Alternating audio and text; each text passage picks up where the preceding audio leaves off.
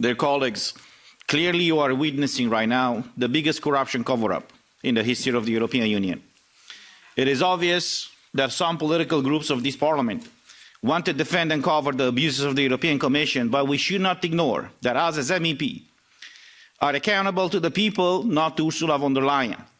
For a fact, she should be accountable to us, but this committee and the European Parliament pulled all the strings, so she would not come and answer questions here in this committee.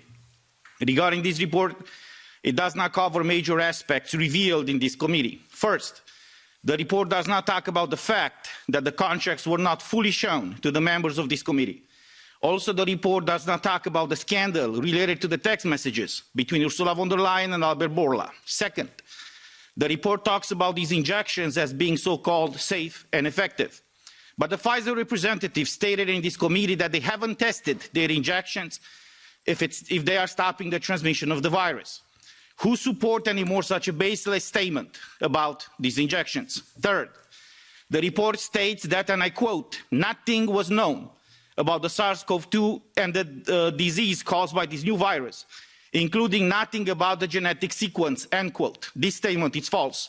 In the documents submitted to EMA by Moderna, for example, to receive authorizations, they submitted studies of their vaccines conducted prior to 2019. Actually, they submitted documents showing that they tested their vaccines since 2016.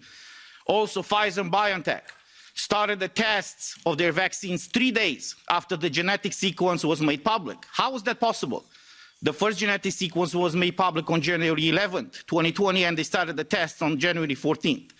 Fourth, the report claims that the vaccines saved 250,000 lives. No scientific methodology was presented that was used to calculate that figure.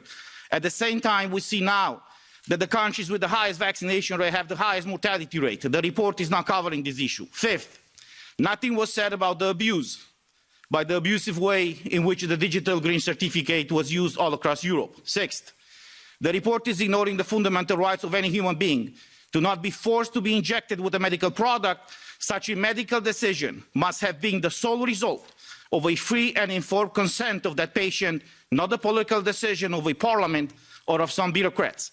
In conclusion, this report proves that the clear disconnect between the EU institutions, including the European Parliament and the European citizens.